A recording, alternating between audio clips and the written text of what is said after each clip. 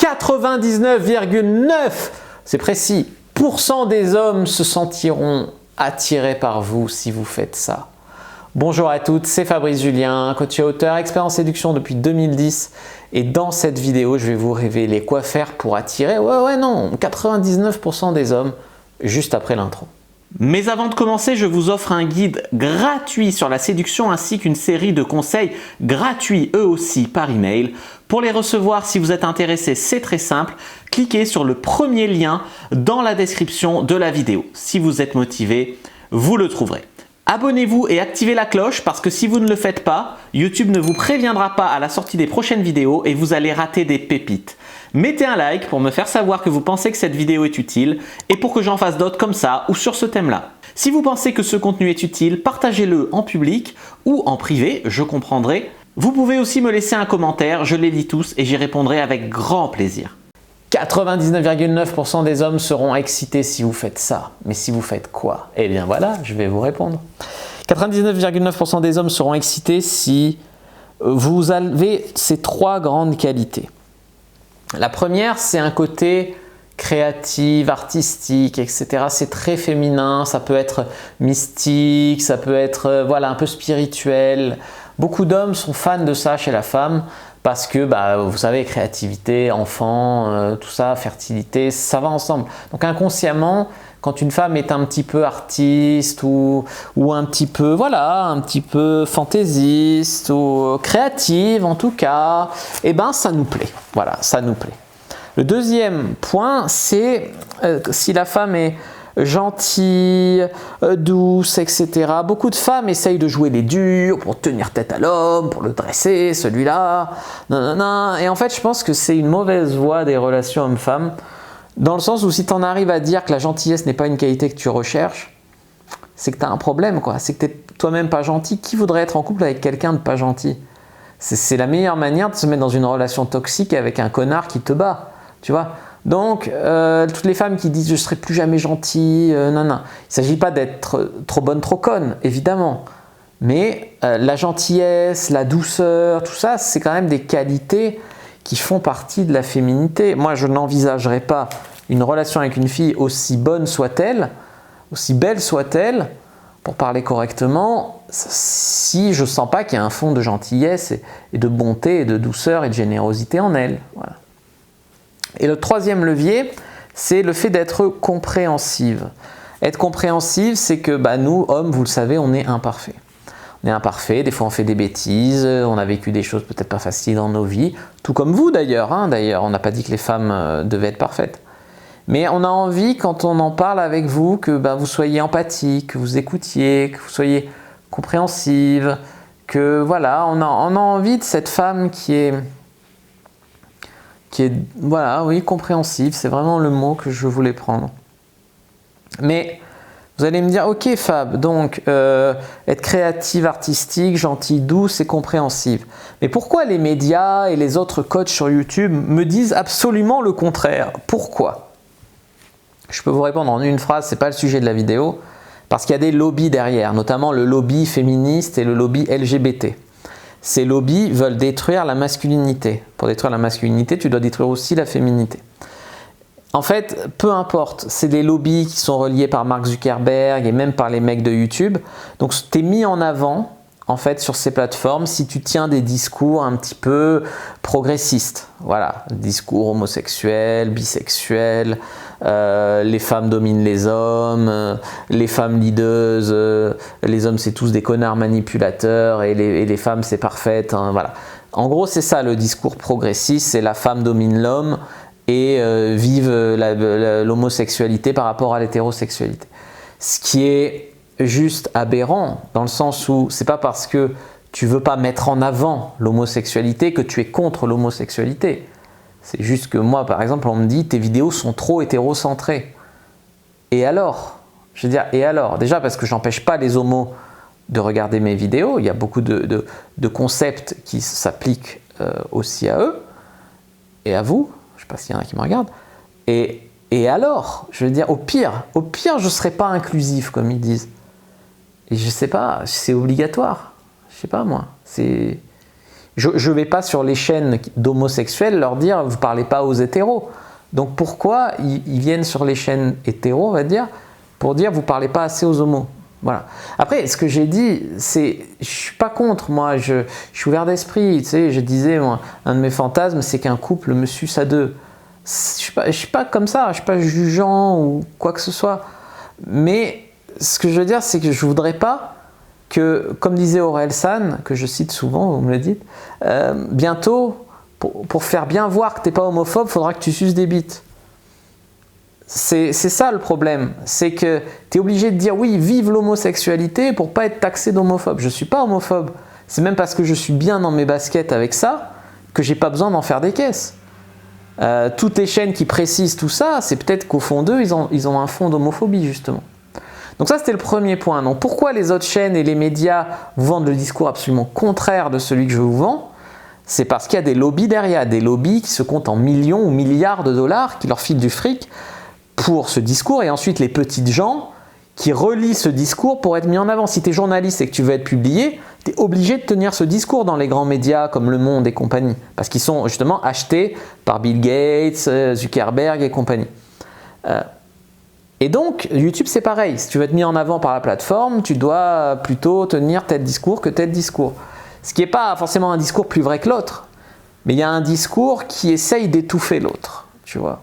Et justement, je trouve que l'argumentation, la confrontation des idées, c'est ça qui fait avancer. Quand il y a un discours qui étouffe tous les autres, ça s'appelle de la tyrannie, tout simplement. Donc, moi, je ne vous demande pas de me croire sur parole. Je vous demande juste de me dire, ok, vous avez suivi les vidéos d'Alex, de Brenda depuis des mois, des années peut-être. Est-ce que vous êtes heureuse? Est-ce que vous êtes épanouie? Est-ce que vous avez trouvé l'amour 10 fois? Ou est-ce que vous êtes toujours là à chercher des conseils qui marchent, à vous dire que c'est pas assez bien, etc. Vous avez remarqué d'ailleurs que l'anagramme de Brenda, c'est bandé? Je pense que c'est un hasard. Ouais, je pense que c'est un hasard. Et donc, en fait, c'est pas parce que vous allez faire toujours plus d'un truc qui marche pas que ça va marcher mieux. C'est pas parce que tu as fait du fuis-moi je te suis ou du je ne suis pas acquise pendant 6 mois que tu l'as pas fait assez bien et que c'est comme ça que tu as trouvé un homme en faisant encore plus de fuis-moi je te suis, encore plus de je suis pas acquise, encore plus de récupérer son ex, encore plus de oulala attention au pervers narcissique et ainsi de suite, tu vois. Attention, je suis en dépendance affective. Nanana. Je dis pas qu'il n'y a pas un fond de vérité, du bon et du mauvais, et notamment du bon dans quelques trucs comme ça. Je dis que si ça fait des mois, vous vous en rendez bien compte, que d'un côté on vous dit attention à la dépendance affective, soyez pas acquise, quand il vous suit, moi je te suis, machin, mais les hommes ils viennent plus. S'ils viennent, tu dis que c'est un harceleur pervers, etc. S'il vient pas, il est trop timide, machin. Les hommes ne savent plus se positionner face à ça. Alors après, t'en es soit à te débarrasser du pervers narcissique, c'est-à-dire le seul connard qui a résisté au fuis-moi je te suis, au je suis pas acquise et compagnie, bah, c'est le mec qui en a rien à foutre. Tu vois, parce qu'un mec est un peu sensible et tout, il se dit attends, elle veut pas de moi, non, tu vois. Non, le mec qui en a rien à foutre. Donc c'est comme ça que tu te retrouves qu'avec des connards. Et une fois que tu es avec des connards, comme après tu n'en trouves pas d'autres, tu gères mal ta relation de couple sur ces mêmes conseils-là. Et donc ensuite, tu en es à vouloir récupérer ton ex. Donc c'est oui, je suis pas acquis, ensuite je récupère mon ex. Voyez bien que c'est pas cohérent cette méthode, que ça marche pas. Et la meilleure preuve, c'est combien de millions de femmes sont abonnées à ces chaînes, de milliers de femmes en tout cas, de centaines de milliers de femmes, et sont encore là. Et pour elles, ça marche pas. C'est contre-naturel pour elles de faire ça, mais elles se sont forcées à essayer parce qu'elles se sont dit peut-être si ça marche pas, c'est parce que voilà, puis elles ont vu que ça marchait pas.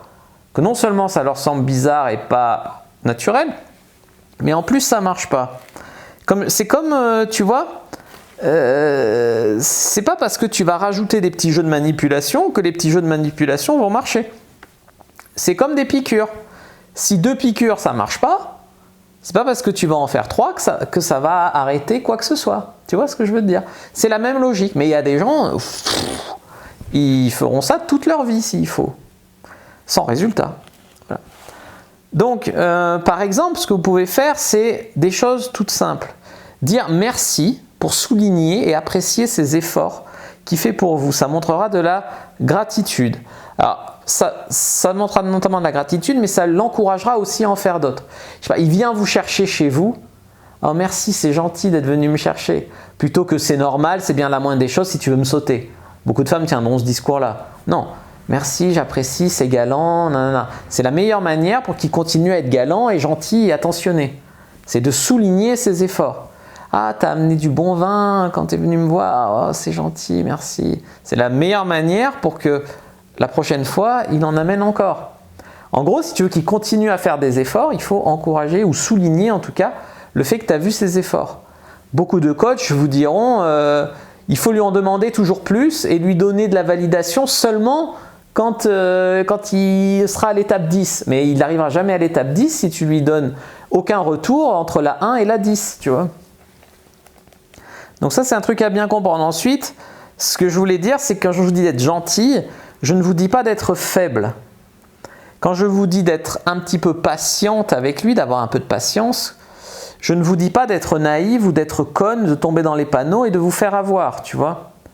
Dans tous les cas, vous devez garder en tête qu'il n'aura pas d'attirance pour vous. En tout cas, il peut avoir de l'attirance, mais il ne s'engagera pas avec vous s'il n'a pas de respect pour vous. Et pour qu'il ait du respect pour vous, vous devez avoir du respect pour vous-même. Donc, vous devez avoir des standards et des limites. La fondation d'une belle relation, c'est de se dire « Ah, cette femme mérite d'être bien traitée. Pourquoi pas moi? J'en suis capable, je vais le faire. » Ça, c'est la fondation d'une bonne relation. La fondation d'une mauvaise relation, c'est « Ah, cette femme a l'air un peu conne, je peux lui raconter n'importe quoi, elle capte rien. Je vais me mettre en couple avec elle et puis je vais l'amener en bateau et puis j'aurai le beurre et l'argent du beurre. » Ça, c'est la fondation d'une mauvaise relation. Donc, comment avoir ça? C'est en étant certes patiente, comme j'ai dit, compréhensive, à l'écoute, gentille, douce, avoir des passions dans votre vie, être créative, artistique, sportive, faire ce que vous voulez, à côté de votre vie, être occupé. Mais à la limite, s'il déconne, écoute, là, tu dis que tu es fou de moi, ça fait 2 semaines qu'on ne s'est pas vu, est-ce qu'on va se revoir un jour ou est-ce que je me remets sur Tinder? Tu vois, par exemple, là, clairement, tu le calmes, tu mets des limites. Je vous dis d'être patiente, il a le droit d'être occupé un jour, d'être en famille un jour, mais il ne doit pas non plus vous mener en bateau, vous prendre pour une conne. Mais là où c'est piégeux, c'est que beaucoup de femmes tombent dans la paranoïa et c'est plus du respect, c'est le mec a mis une virgule de travers dans son texto, je lui fais une crise et je le quitte. Non, ça va pas, ça va pas. Tu vois, c'est qu'elles mettent trop le respect, je sais pas ce qu'elles mettent sur le respect, ça n'est plus du respect. Le mec, il était fou d'elle, il voulait un couple avec elle, etc. Elles ont mal interprété une virgule dans un texto et elles l'ont largué. Non, ça va pas non plus. Donc c'est pour ça que je dis qu'il faut un peu de patience, un peu de communication, un peu voilà. Mais il ne faut pas non plus se faire endormir, être naïve et se faire mener en bateau, évidemment. Ensuite, la relation doit avancer. Une relation qui avance, ça veut dire que souvent une relation quand elle commence à reculer, je sais pas, par exemple, on vivait ensemble et maintenant on va prendre chacun notre appart et puis on verra où ça mène. Généralement, ça mène nulle part. Donc une relation, elle est censée avancer, sinon elle recule. Mais elle devrait avancer sans délire à la con. Tu vois ? Sans délire à la con, c'est-à-dire, oui, alors on est un couple, mais alors pour qu'on soit un couple, tu dois me le prouver en faisant ci, en faisant ça, en passant tel test, en faisant ci, en faisant ça. Si le mec, si ça se passe bien, en fait, je veux dire, c'est que si lui, il fait des efforts et que vous faites des efforts, il n'y a pas de raison que ça se passe pas bien. Le problème, c'est quand il y a une personne qui fait des efforts, l'autre personne qui n'apprécie pas ses efforts et qui en demande plus pour prouver que vraiment la personne te veut, donc il met des obstacles, des petits jeux de manipulation, des tests à la con, des trucs, et qui finalement décourage l'autre personne qui faisait des efforts au début, mais qui là ne peut plus, quoi, elle en a marre. Donc ça, c'est un truc bien à comprendre. Une relation qui roule toute seule, laissez-la rouler, participez-y même, faites des efforts, investissez-vous. Par contre, une relation où il n'y en a qu'un des deux qui s'investit, ou un qui s'investit 10 fois plus que l'autre, ou un qui met des obstacles, des petits jeux à la con, des trucs comme ça, c'est là où il faut commencer justement à ne pas être acquise, mais seulement là, pas en début de relation, pas quand tout va bien, pas s'il n'y a pas un nuage. S'il n'y a pas un nuage à l'horizon, n'allez pas mettre un nuage vous-même. Tu vois ce que je veux te dire? Il y a aussi des femmes qui disent, bon, on est au premier rendez-vous, alors tu te mets en couple avec moi ou pas? Non, mais attends, c'est pas ça une relation, ça évolue une relation.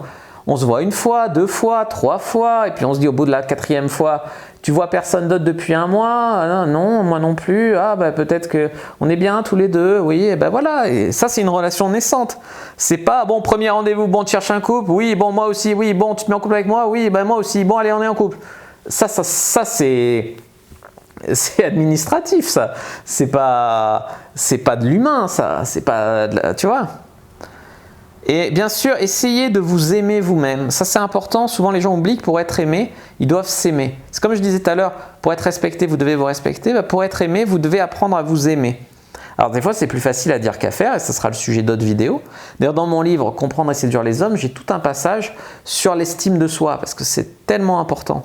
Je vous invite à le lire, hein, bien sûr. Essayez de comprendre l'autre en profondeur. Donc prenez soin de vous et prenez aussi soin de lui, et comme j'ai dit, en étant empathique et tout, essayez de le comprendre. Pourquoi il dit ça, quel levier, peut-être son enfant. Il ne s'agit pas de lui trouver des excuses, des circonstances atténuantes pour justifier des comportements intolérables.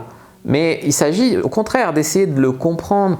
On a tous des points faibles, tu vois, des points faibles. Moi, des fois, je fais des petites crises d'angoisse. Eh ben, ma chérie, elle devrait le savoir. Et de temps en temps être là pour me rassurer et pas me dire c'est quoi crise d'angoisse, ah ben c'est Macron, hein. Voilà les amis ce que je voulais vous dire. J'espère que cette vidéo vous a plu. Si c'est le cas, vous savez quoi faire. Moi je vous dis à bientôt et que le dieu de la séduction soit avec vous les amis.